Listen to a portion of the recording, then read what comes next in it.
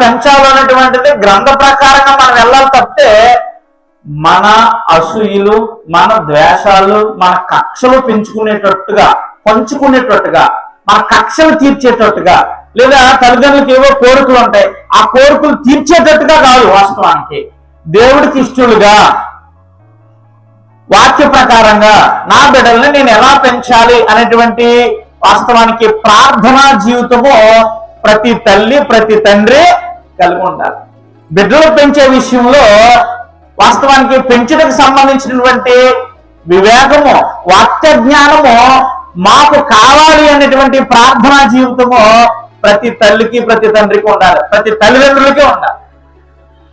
బిడ్డల పెంపకానికి సంబంధించినటువంటి ప్రార్థన, వారి పెరుగుదలకు సంబంధించినటువంటి ప్రార్థన, వారి యొక్క వృద్ధిని గురించి వాస్తవానికి మనం చేయవలసినటువంటి ప్రార్థనా జీవితం ఎప్పుడు కూడా మనం ప్రార్థనా జీవితంతో వాస్తవానికి దేవుడికి ఎప్పుడూ మొరపెడతా ఉండాలి.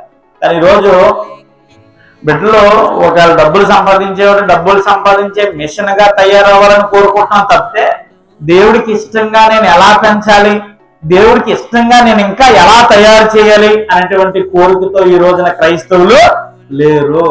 దేవుడికి కూడా ఎందుకు ప్రార్థన చేస్తారంటే వీడు కోటేశ్వరుడు అయిపోవాలి, నేను డబ్బులు సంపాదించలేదు కాబట్టి ఈడైనా ఏం చేసేయాలి, డబ్బులు సంపాదించాలి.